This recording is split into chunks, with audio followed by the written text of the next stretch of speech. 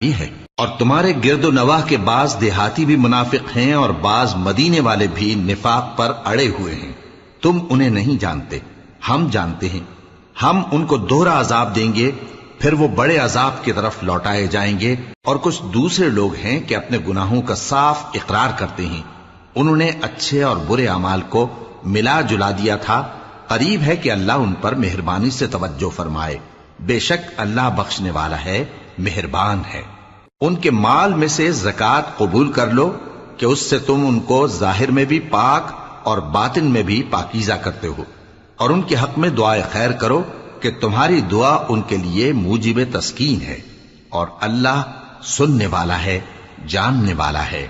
क्या ये लोग नहीं जानते कि अल्लाह ही अपने बंदों से तौबा कबूल फरमाता और सदकात और खैरात लेता है। और ये कि अल्लाह ही तौबा कबूल करने वाला है, मेहरबान है। और उनसे कह दो